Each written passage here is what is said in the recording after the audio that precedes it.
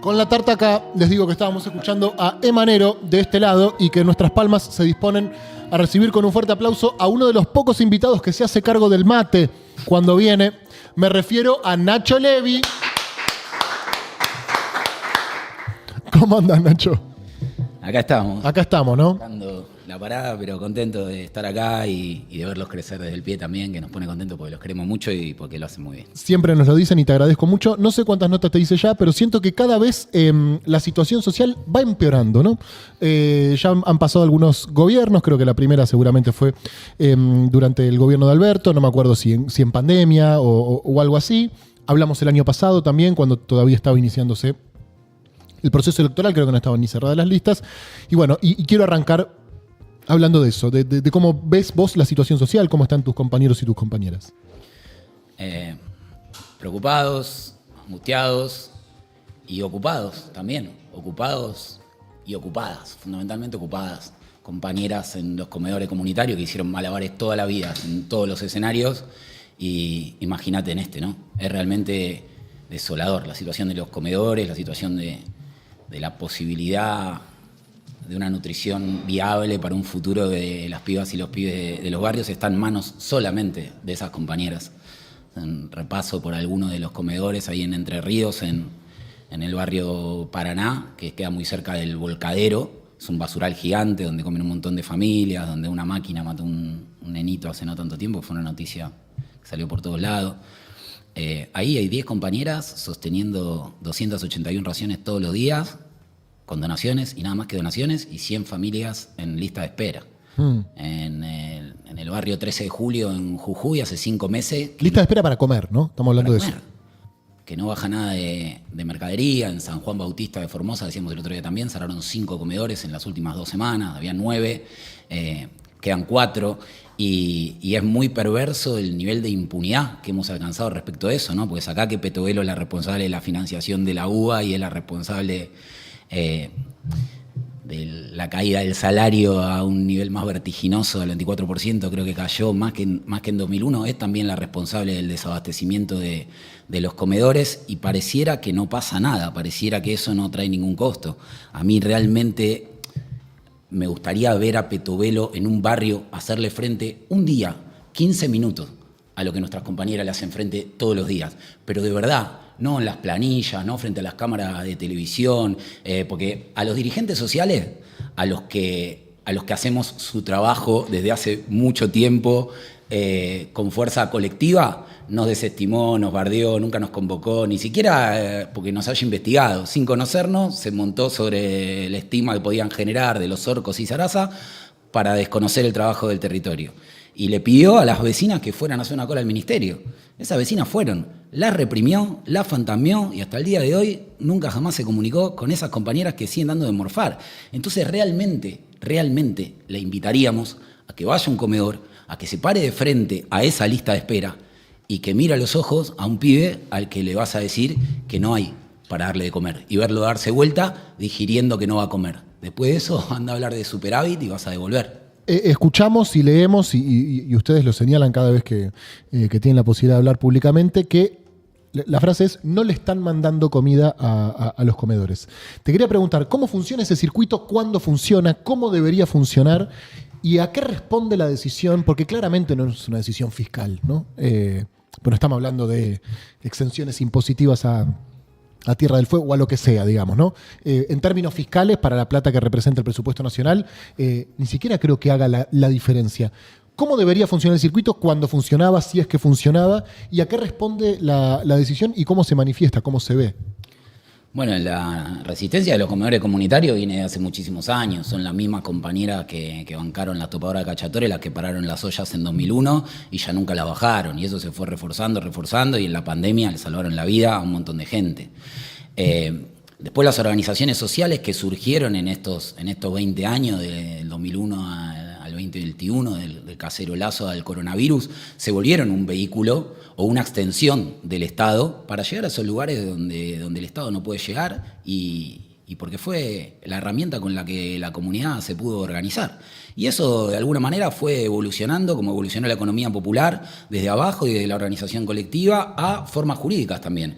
Por eso llegamos a tener el RENACOM, que es el Registro Nacional de los Comedores, que es el que nos permite decir: hay tantos comedores, hay tantos merenderos, tantos están homologados, tantos no, pero que perfectamente se podrían fiscalizar. Ahora van a 2 o 3 a decir que los comedores no existen y van a comedores a que no les llega un alimento hace 2 años y tiene la persiana baja, que es lo más normal del mundo que tuviera la persiana baja. Lo maravilloso es que esté funcionando todavía. Pero me parece que lo hacen porque pueden, lo hacen porque están muy lejos, muy lejos de esa realidad, porque no sé cuántas veces habrá visto Petobel un baño sin inodoro, no sé cuántas veces habrá mirado a los ojos a los hijos, a las hijas de nuestras compañeras, de sus vecinos, los chicos que van a los comedores todos los días, y lo hacen porque se montan sobre una invisibilidad histórica de las que nos venimos quejando desde que la garganta existe. Digo, el gobierno anterior nos debía 1.000 toneladas de alimentos, y por supuesto que no tiene nada que ver con este desastre, esta desolación, esta catástrofe que estamos viviendo, que no es la ausencia del Estado, sino la prepotencia, la virulencia del Estado sobre los sectores populares. Pero la invisibilidad se arrastra de hace rato, y me parece que ahí se filtran también en las explicaciones, en los fundamentos de por qué pueden hacer esto, algunos de los errores que se cometieron. Claro. Y que habilitó. Y sí, pero que no puede justificar de ninguna manera que eso lo vengan a pagar pibas y pibes que acaban de llegar al mundo y le está diciendo que no hay para comer porque te la gastaste antes. Te lo pregunto porque incluso pensándolo desde cierto cinismo de rosca política, una parte imprescindible para que el ajuste sea sostenible políticamente es garantizar un piso mínimo de supervivencia, ¿no? Digamos que es el alimento. Estamos hablando de algo muy elemental. Ya no estamos hablando de un plan de vivienda, de obras, de cloacas. Es como lo básico y lo elemental. Y te quería preguntar si, a diferencia de otras épocas, sentís que tiene una legitimación social, cultural y política que en otros momentos no tenía, que quizás se manifiesta en una estigmatización sobre ustedes, una persecución sobre ustedes mayor a otras épocas, o no necesariamente. Sí, creo que sí, pero es una consecuencia directa de lo que venimos hablando. Si quieren comida, páguenla como la pagamos todos. Esa línea claro que podés hacerlo porque hay un aval respecto a un sector que está invisibilizado desde siempre. Y mucho tiempo nos cansamos de decir: pongan villeros en los paneles de televisión, en las plataformas políticas, en los tribunales de la justicia, en las cátedras de la universidad. Y en algunos casos se logró, porque hoy Vilca y Saracho son representantes en el Congreso de los Barrios Populares, el Pitu Salvatierra, representante en los medios de los barrios populares, lo sabrá en la universidad, lo sabrá alguno en algún cargo de la justicia. Pero es mínima la expresión, y también tal vez hemos llegado a la conclusión de este lado de que no basta con cambiar el emisor del mensaje.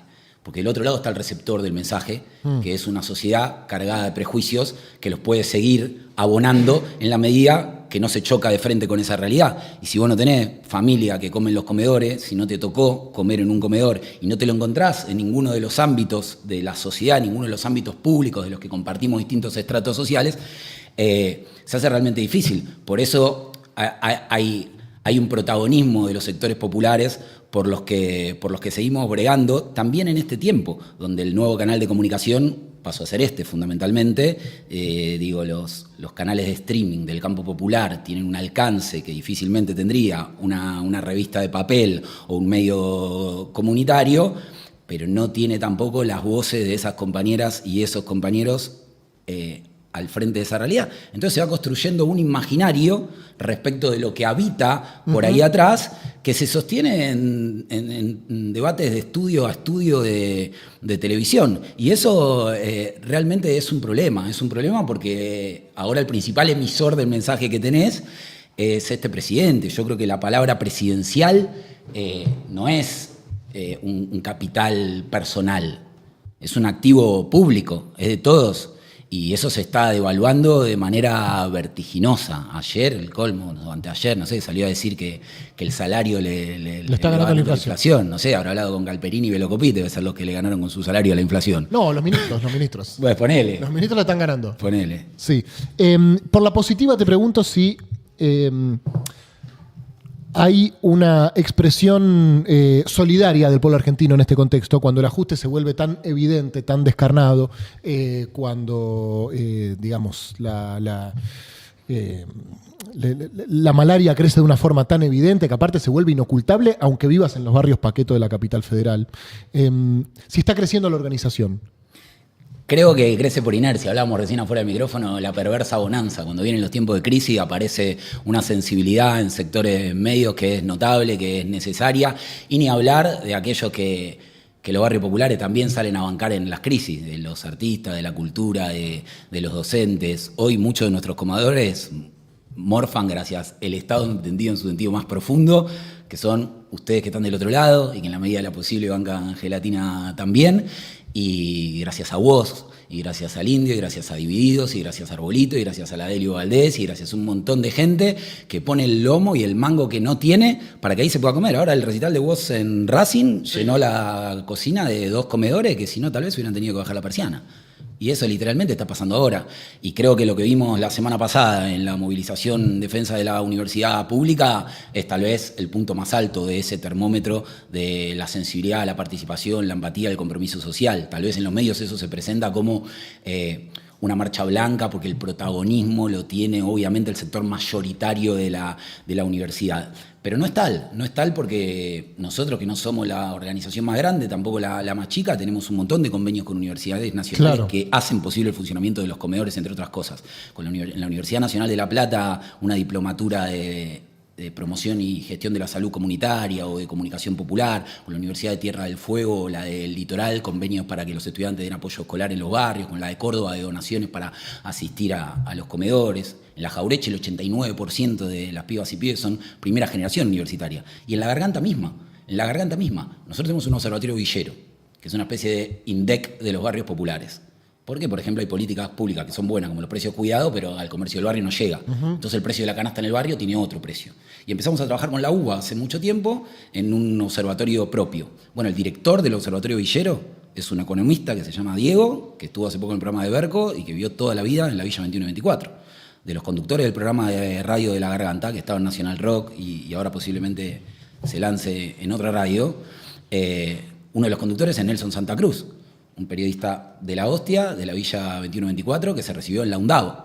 Diego se recibió en la UBA de economista. La compañera que coordina el área de cultura de La Poderosa, que la pueden encontrar como Villera VIP en las redes sociales, Nair, una fenómena como artista, pero más como militante, se está por recibir ahora en el IUNA. Entonces, toda esa construcción de lo público es lo que sostiene en realidad a las personas en situación de vulnerabilidad o sin ningún tipo de cobertura. Y si eso lo trasladás a la salud, el crimen se vuelve mucho más visible y mucho más directo. Porque de todas las barrabasadas que hemos visto o que hemos fumado en este tiempo, yo creo que la más grotesca, la más violenta, la más impactante es el cierre de la DATSE, ¿no? de la Dirección Nacional de Atención de Situaciones Especiales, que es lo que varias veces escuchamos en editoriales periodísticos día a día, como la falta o la privación de los medicamentos oncológicos. Que dicho así suena duro, ¿no? Estamos hablando de prótesis, medicamentos, insumos médicos para personas que no tienen cobertura, están en una situación de vulnerabilidad. Eso dicho así es fuerte. Pero si yo ahora te digo que ahí en el chat de quienes nos están viendo ahora hay una compañera del barrio de Satanudo, de La Rioja, que nos está mirando, que se llama Dayana, que viene luchando contra un cáncer de útero mientras sostiene a sus 2 pibes y a su vieja con psoriasis infecciosa, se está costeando los medicamentos vendiendo empanada y pan casero. Y ahora estamos a un paso de que tenga que viajar a Córdoba para que le extraigan el útero y no tendría cómo si no fuera por ese estado profundo, ese estado directo que son ustedes del otro lado. Así que dai.aguilar.21, dai.aguilar.21 es el alias en el que pueden ayudar a esa compañera, que es apenas una de todas las que entran dentro de ese gran titular que por ahí nos conmueve un rato antes que sigamos con la vida cotidiana. Con la rosca de los dirigentes. Ahí puse, Sofi, en el chat el alias, si lo podemos fijar, así la gente lo puede lo puede ver.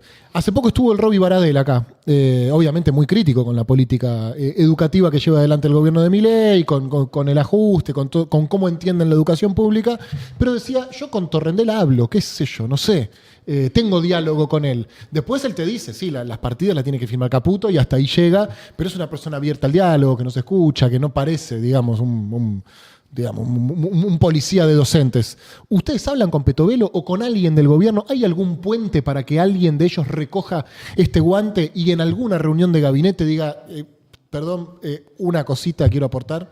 Lo intentamos como lo intentamos con todos los gobiernos. No sé, por eso te lo pregunto. Y nos hemos bancado cachetada de izquierda y de derecha, porque al momento que terminaron los años de Cristina, vino el macrismo y hubo que salir a pelear por la emergencia social, también nos cuestionaban que nos sentáramos a discutir en ese momento con Stanley si tenía que haber o no tenía que haber emergencia social. Y la verdad que nosotros, por las características de un movimiento de base que no tiene una afiliación partidaria, no podemos depender ni subsumirnos a ningún gobierno, pero tampoco podemos prescindir del Estado, por la concepción que tenemos filosófica fundamental de lo que el Estado representa para el desarrollo de nuestros barrios. Entonces, obviamente intentamos reunirnos con Petovelo.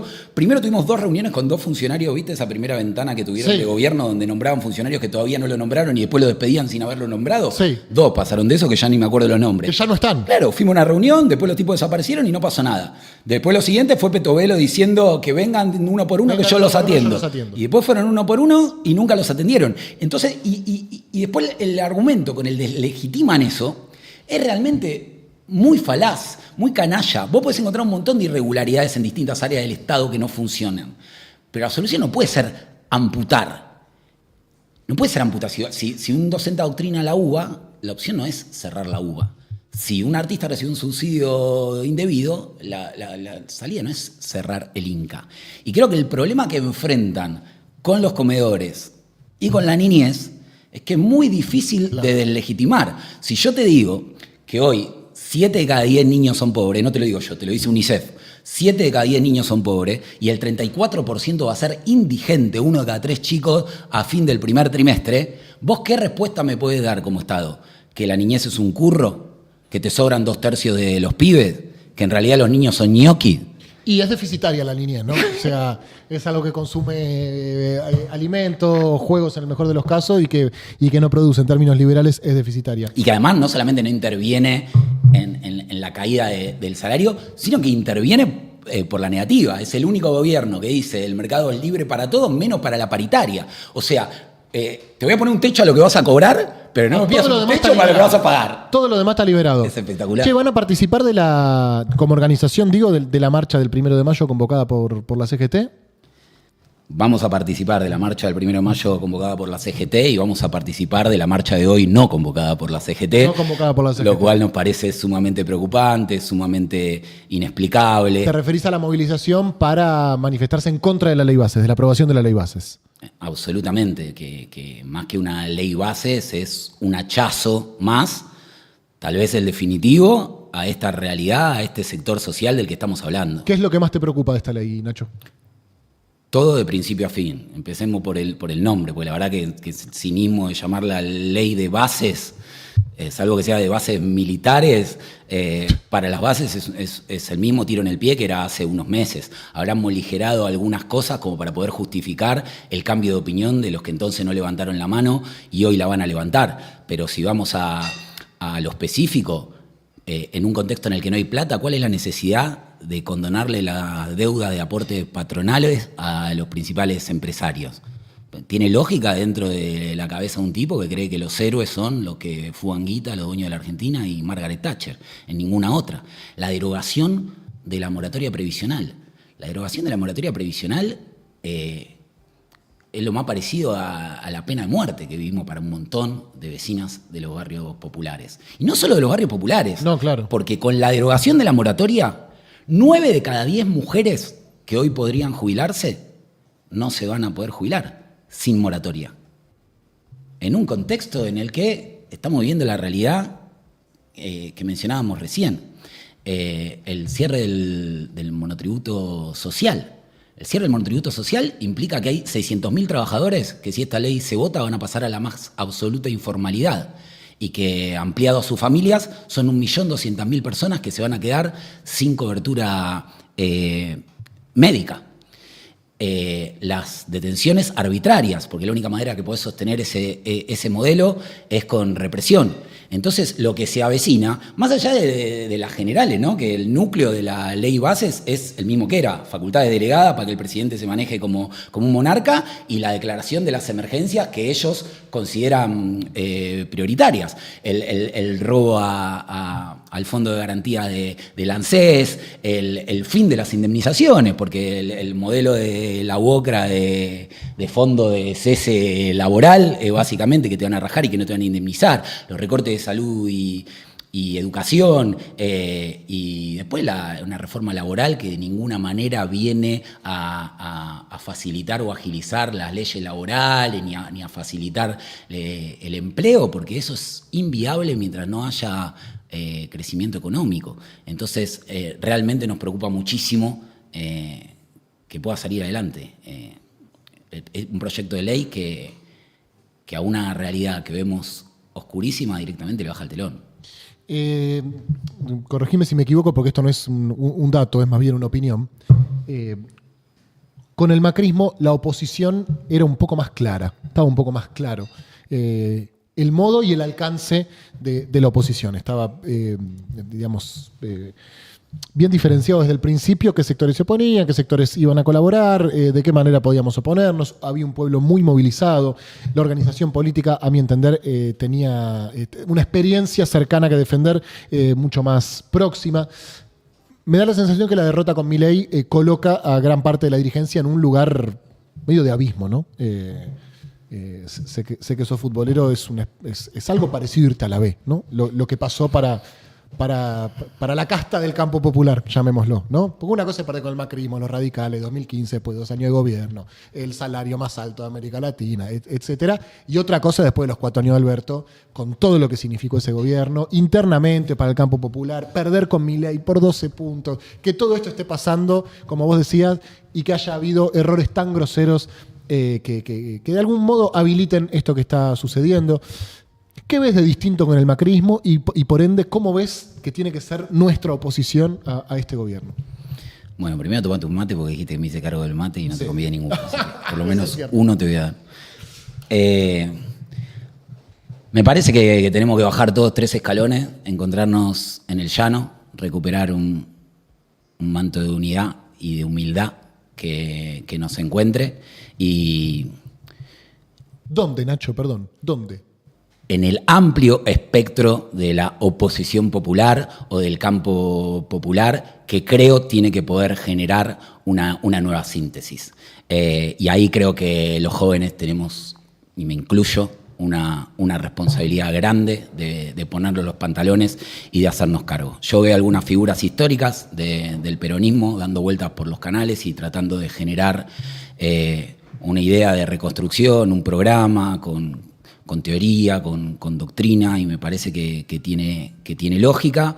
Veo formas nuevas de comunicar y de llegar a la juventud de los jóvenes de este espacio también, y veo, aunque lo veo mucho menos en los medios de comunicación, un enorme bagaje, capital de organización comunitaria y territorial que viera poder confluir en un programa común. Pero me parece que para eso tenemos que hacernos cargo, primero, de asumir que el peronismo no es la disputa de poder per se, salvo que combatiendo al capital sea una estrofa casaprogre, digamos. Pero si no, son distintas perspectivas que tenemos que poder poner en una síntesis común. Y yo creo que parte de la autocrítica que también Cristina llamó a hacer en su discurso tiene que ver... ¿En el último decís? ¿En el último, el del sábado? Sí, tiene que ver... Sí, lo dijo en la enumeración de las cosas que encomendaba a la militancia, ¿no? Es decir, bueno, reivindicar lo que hicimos asumiendo lo que faltó. Me parece que ahí realmente hay que poder llegar a una confluencia común que no la veo recuperando viejos baluartes. Me parece que tiene que ser una síntesis nueva. Yo no creo, sinceramente, y no lo digo en detrimento de una figura en particular, pero no creo que la manera de reenamorar a la juventud que perdiste o a los barrios populares que te votaban y te dejaron de votar sea volver influencer a Moreno o volver bailarín a Bernie o volver stripper a Infram. Me parece que va a venir más por el lado de dar espacios de decisión y de participación verdadera a los jóvenes y no volver a comernos la curva de que la unidad es un menjunje donde terminemos reivindicando cara pintada. Se habló mucho del fenómeno de Milei en los barrios populares, que ganó en varios. Hay varios temas que te quiero preguntar, por ahí saliendo un poco de la coyuntura, pero quiero seguir acá un toque. Igual tenemos tiempo. ¿Se fracturó un poco eso? Se hablaba de la marcha del martes que, a diferencia de la del 24 de enero, por ejemplo, de los primeros cacerolazos del 20 de diciembre, del año pasado digo, no había votante de Milei y daba la sensación que el otro día sí, ¿no? Que había muchos pibes y pibas, estudiantes que lo votaron, estudiantes de universidades públicas, sobre todo cuando se hablaban de la movilización en Córdoba, por ejemplo, o en Bahía Blanca, que decían, bueno, acá hay pibes que votaron a Milei y que hoy están diciendo hasta acá. Ese fenómeno popular que también en algún punto representa a Milei, ¿no? Nos guste o no nos guste, significó si no, no ganás como ganó en tantos lugares a lo largo y a lo ancho de la patria. ¿Se resquebrajó un poco? ¿Se le vio un poco más? ¿Se le cayó la careta a Milei? ¿O todavía pensás que sigue representando ese enojo que existe con la dirigencia en general, no solo política, sino con lo que se llama la casta? Es una lectura a ojo como la podés hacer vos o cualquiera, pero en ese sentido creo que un poco y un poco, ¿no? Da la sensación de que está todo mal cuando uno mira para el costado y lo terminás de confirmar cuando te das cuenta de que ni siquiera está todo mal. Está todo mal, pero pasás por algunos canales y parece un cumple, hablas con algunas personas y pareciera que el agravamiento de la situación social solamente viene a abonar el enojo con el legado de lo anterior y la paciencia respecto de lo que te vas a bancar en lo que viene. Eso me parece que pasa transversalmente en la sociedad. Después, en relación a las movilizaciones y lo que se palpa o no de si salen o no salen los que eran votantes de Milei, yo creo que está pasando algo de eso y que no nos tenemos que bajar el precio. Digo, este debe ser el medio uno de los medios que más miran los jóvenes del campo popular y en ese punto aprovecho para difundir algo que charlábamos en la última marcha, que es no cantemos más que nos salta votó a Milei. Porque lo que ellos quieren decir exactamente es que ahí están solamente los que no votaron a Milei. Lo que suelen decir, acá están saltando también los que votaron a Milei. Y hay algo. Hay algo de lo que. Es el meme. Es un poquito más vivo, es cierto. Hay algo de lo que viene atrás de eso que igual sale, porque es una cuestión de forma, no es una discusión de comunicación. La verdad que estas políticas económicas sabemos dónde llevan, y él también lo sabe, por eso manda una ley base donde te puede llevar preso por lo que quiera. Pero por último creo que si esa gradualidad de la conciencia de lo que implica, una vez más, este proceso de entender el daño que nos puede hacer un modelo de estas características lleva más o menos tiempo, tampoco tiene que tener en esta instancia la lupa sobre los barrios populares. Porque ya la tuvo en las elecciones también. Nos cansamos que nos pregunten cómo se explica que ganó Milei en los barrios populares. Explícame primero cómo se explica que ganó Milei en los barrios donde la gente estudió en la universidad, las consecuencias que tuvo este modelo económico en toda la región, todas las veces que lo intentaron. Entonces, desde ese lugar, habrán los barrios populares quienes acumulan un enojo, un escepticismo, una desesperanza tal de haber visto durante décadas que no se modificaron ni las condiciones estructurales ni la material en la que vive, que tal vez sigue pensando que si vos entendiste, vos tenés 22 años y viste por peronismo al gobierno de Alberto Fernández y viste por macrismo al gobierno de Mauricio Macri, y tal vez si hubiera venido Donald o Pluto o Mickey también lo hubieran votado. Bueno, 3 ministros, estás hablando de 3 ministros. Bueno, algo de lógica tendría. Entonces creo que eso se va a ir dando gradualmente, creo que está pasando, creo que la marcha de la universidad lo vino a poner de relieve, sin ninguna duda, no fue una marcha blanca, fue una marcha multicolor, y que esa transversalidad del proceso de lo que nos pasa a las argentinas y a los argentinos con Milei es desde el minuto cero, porque en las elecciones hubo un estudio de mercado que medía la proporción del apego al discurso de Milei en función del valor del metro cuadrado. Entonces, los barrios donde el metro cuadrado era más caro, en general le iba mejor al macrismo que en los que era más barato. En los que era más barato le iba mejor al kirchnerismo o a Unión por la Patria de lo que le iban los más caros. Okay. Pero lo de Milei era común a todos esos sectores. Era tan común como el enojo con el gobierno de Alberto Fernández. Te quiero preguntar por un tema que está en agenda, pero medio en la página 45, que empiezo a advertir como un problema, pero que quizá vos me decís, la verdad que no lo vi de cerca, que es la cantidad de pibes y pibas que se gastan lo que no tienen apostando con el celular, en el streaming, con todas las casas de apuestas. Nosotros lo vemos mucho.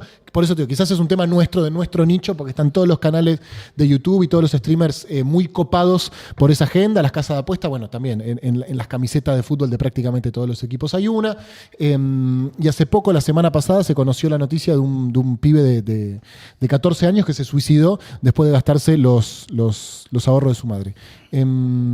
¿Se charla de esto? ¿Lo están abordando en La Poderosa? ¿Es un tema que tenés presente o no? Es un tema que tengo presente, hablando con otros dirigentes también. Esta semana salió el tema.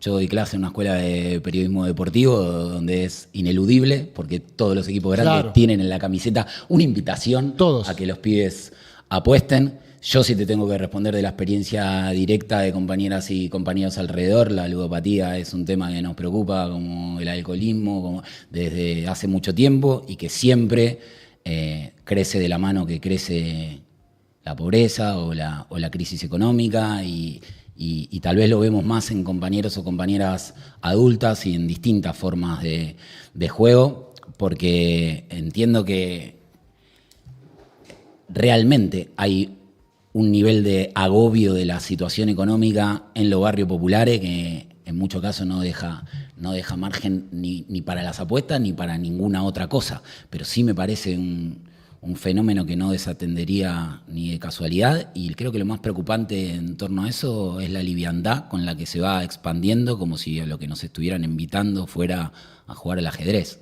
Creo que los efectos que eso trae para la sociedad, para la juventud, y en lo concreto, en lo pragmático, en lo cotidiano, en el caso que mencionaba recién, me parece gravísimo. Pero a la vez me queda muy lejos respecto de las posibilidades de esperar una respuesta de un Estado que no responde al comedor de los comedores, a la comida de los comedores. Entonces, sí creo que está dentro de nuestras responsabilidades ponerlo en agenda como algo que no pasaba y empezó a pasar con la benemérita libertad del mercado que tanto veneran. Lo hablaba con Juan la semana pasada porque tenemos ganas de armar acá algo así como una mesa de este tema, y que haya un pibe acá de 14, de 15, que haya, no sé, un psicólogo, una psicóloga y un dirigente político. Sigo fuera de la coyuntura. Si vos querés hablar de algo concreto, igual obviamente decime, Nacho, que todavía tenemos algo de tiempo. Lo que vos quieras. Algo que se está viendo también mucho en redes sociales, no sé si sus algoritmos se lo presentan, son pibitos, estoy muy con el algoritmo hoy, pibitos de 20, de 18, de 25, que dan fórmulas efectivas, cortas y sin esfuerzo para salvarte individualmente. Si vos estás estudiando, deja de estudiar. Si estás trabajando, deja de trabajar, porque nunca vas a llegar a nada así. Te venden un curso o te venden algo, o es algo bastante parecido a una estafa piramidal. Te lo pregunto porque pareciera, cuando ya los caminos colectivos muestran cada vez un terreno más pantanoso, como la búsqueda de salvarse, que es casi como sacarse un pleno en el casino, o 5 plenos seguidos, que es más o menos lo que necesitas. Culturalmente, ¿sentís que estamos mucho más alejados de la salida comunitaria de lo que estuvimos en otros momentos, o no necesariamente, y una cosa es el algoritmo y otra cosa es lo que pasa en los territorios? Yo creo que nos vamos acercando a la salida comunitaria, pero mirando para otro lado. Porque si yo te pregunto a esos jóvenes que viste, ¿cuántos tenían fondo de barrio popular? ¿O desde qué villa hablaban los que decían que te podés salvar de esa forma? El problema que estamos teniendo en los barrios populares es que la manera de salvarte, y ni siquiera es un problema de los barrios populares de Argentina, es en toda la región, es que cuando las redes de cuidado dejan de funcionar, esta red de cuidado de la que hablamos cuando hablamos de los comedores, de las postas comunitarias, de la organización comunitaria en sí misma, y el Estado desaparece, la que aparece es la otra red. La que apareció en México, la que apareció en Colombia, la que apareció en Rosario, la que nosotros venimos tratando de discutir desde aquel acto en el que Alberto Fernández dijo Garganta Profunda, y nosotros estábamos sentados porque éramos parte del directorio del Foro Mundial de UNESCO para que integraran al narcotráfico en las políticas de derechos humanos que se iban a discutir. Me parece que... ¿Cómo salió de esa? Poderosa, pero también profunda. La mano que nos dio. En 4 años la única mano que nos dio, ponerlo en agenda. Pero creo que el problema no es que se promocione, porque vuelvo sobre lo mismo. Me parece que el streaming es un canal muy potente, pero que todavía tiene la realidad de los barrios populares como espectadora y no como guionista, que sería tan más injusto pedírselo al streaming, porque la televisión funciona a color hace 50 años y todavía sigue eligiendo el mismo camino. Pero me parece que eso es lo que marca que la agenda que se impone de este lado de los micrófonos muchas veces no coincida con la que está sucediendo del otro lado. Y me parece que hay que empezar a caminar para ese lado, que no está bueno esta idea de entender que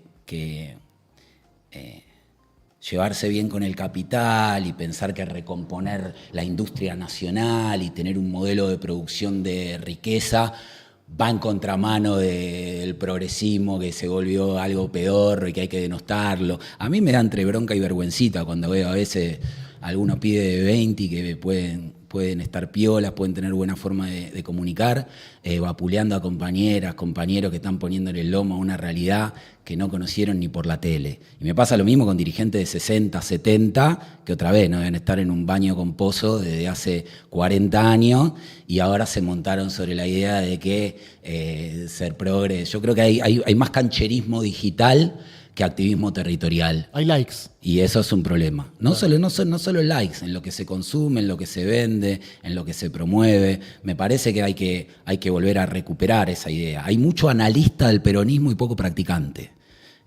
Me parece que sin poner el lomo en el barrio, lo menos que puede guardar es respeto con quienes están ahí bancando la parada que hay que bancar. Porque la verdad que los nuevos medios de comunicación y el desarrollo tecnológico llegaron antes de las elecciones y la juventud dio igual el grito que dio, y la juventud de los barrios populares a la que después le preguntan por qué. La única manera de preguntar por qué es con las patitas embarradas. Entonces hay que recuperar un poco esa idea. Y yo creo que esto no es en detrimento de nadie.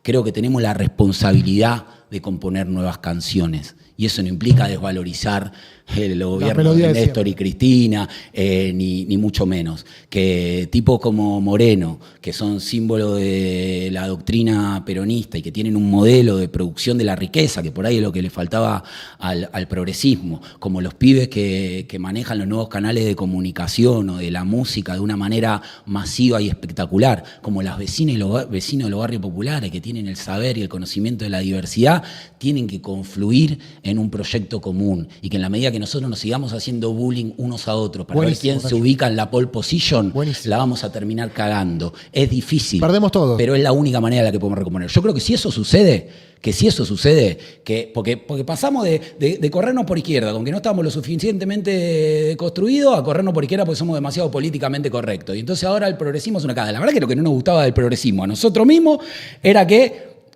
faltaban los descamisados, boludo. Son los centros de estudiantes de las universidades hablando a nombre de los que están atrás, entonces vamos a ponerlo al frente. Y era esa la lucha con el progresismo. Pero ahora sobre esa difamación al progresismo se montan otros que en realidad son antiprogres, porque son antipobres, antimujeres, anticultura. Entonces me parece que tenemos que dar un paso para atrás, volver a agruparnos todo, y yo creo que esa es la única manera de que efectivamente esta economía haga una B corta, que sea esta. Te iba a preguntar por la interna, pero ya lo respondiste, así que quiero... Vamos ahí si querés también. ¿Qué? ¿Vamos ahí si querés? Sí. Bueno, no, ¿cómo le estás viendo estas discusiones que se están dando, tan de dirigentes? Hay una idea que acá discutimos mucho, que es enciérrense en un cuarto y resuélvanlo, ¿no? Como si esto fuese un tema de que 4 dirigentes se sientan alrededor de una mesa y se ponen de acuerdo y salen y nos comunican a todos qué es lo que tenemos que hacer. Nosotros tenemos más la idea de que es una discusión que tiene que darse puertas abiertas y que el pueblo, o por lo menos las organizaciones políticas, sociales, culturales, tiene que formar parte. ¿Cómo estás viendo esta nueva etapa de la discusión al interior del campo popular, para no decir la interna? Me parece lógica y necesaria, porque tenemos que componer una nueva síntesis, porque tenemos que componer nuevas canciones, porque eso no puede significar subirse a un pony de soberbia, ni ningunear construcciones históricas. Entonces me parece lógico que haya una discusión interna y también me parece lógico que se haga por momentos externa. Creo que en ese sentido, el discurso de Cristina el fin de semana, bueno, tuvo ese propósito, entre otros, venir a ordenar los patitos para adentro, fundamentalmente la interna y fundamentalmente de la provincia de Buenos Aires. Total. Si componer nuevas canciones significa entonces desconocer y confrontar, ¿no? Y yo creo que ni una cosa ni la otra, y que me parece que cuando habla Cristina es claro que es una garganta de otra envergadura, y ordena, e invita a la reflexión, y creo que estuvo bien que hable para adentro, porque digo, esta misma charla, esta misma pregunta la podríamos traducir en qué pienso yo de este, y parte de lo que dice Cristina interpela también que esa discusión sea de esa forma. Ahora, eso no quiere decir que esa discusión no sea. Eso no quiere decir que eso sea una boludez. Claro. Hay que ver cómo componemos esa nueva maqueta, porque va a ser una nueva maqueta. Y yo creo que eso es necesario. Hay que recorrerlo de alguna manera. No me parece que nos haga daño, no me parece que tenga que ofender a nadie, y me parece que nos va a llevar realmente a la síntesis a la que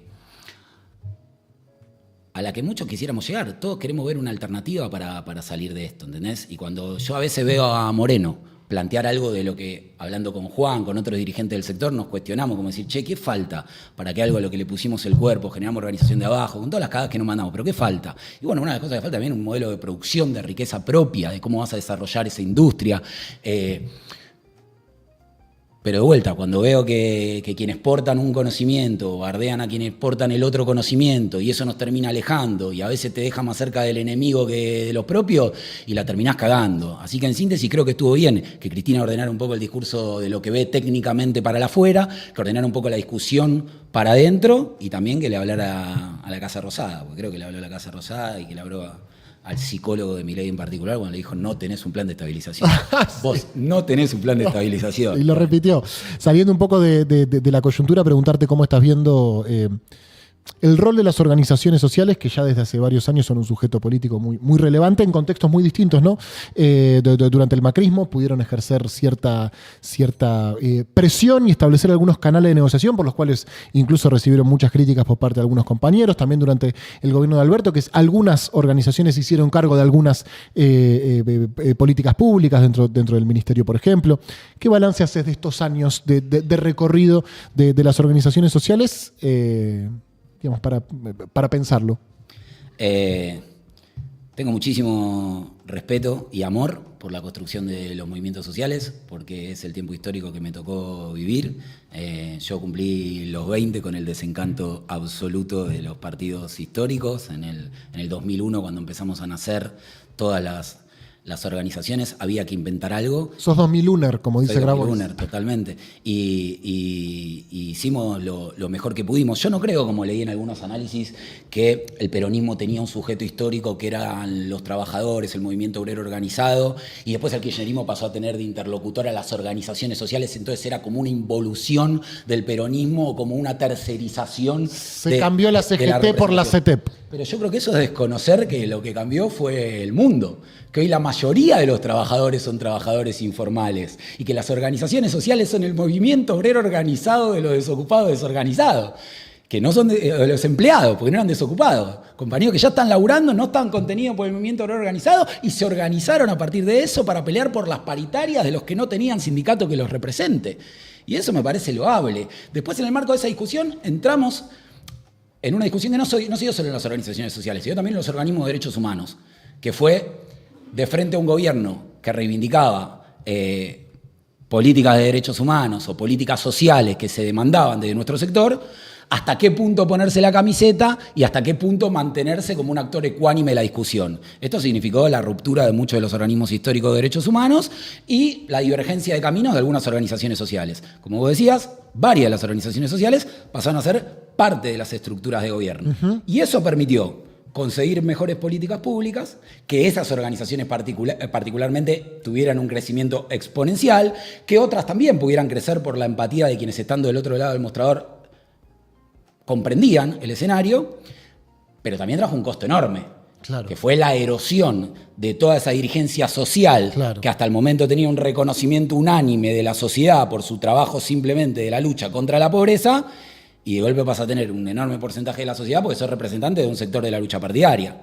Y si eso lo llevas a los organismos de derechos humanos, es mucho más delicado todavía. Primero porque jamás nunca ninguno de nosotros sería tan disparatado ni tan pelotudo de ponerse a juzgar si las madres, las abuelas, los hijos tomaron o no tomaron una decisión correcta. No hay duda que al fin de los organismos de derechos humanos, que son los derechos humanos en sí mismos, los pasos que se dieron son los pasos que se tenían que dar. Yo no creo que las políticas de restitución de la identidad o las políticas públicas que las abuelas pudieron llevar adelante las hubieran podido hacer si no tenía ese nivel de emparentamiento con la gestión en ese momento. Entonces, quiero aclarar bien claro que no es un juicio de valor respecto de las organizaciones o los organismos que se partidizaron. Ahora, de la misma manera que digo eso, digo, no podemos dejar de ver con el diario del lunes o en este contexto que ese paso diezmó muchísimo la legitimidad tanto de las organizaciones como de los organismos y nos hizo perder símbolos universales que le llegaban a la clase media en cualquier escenario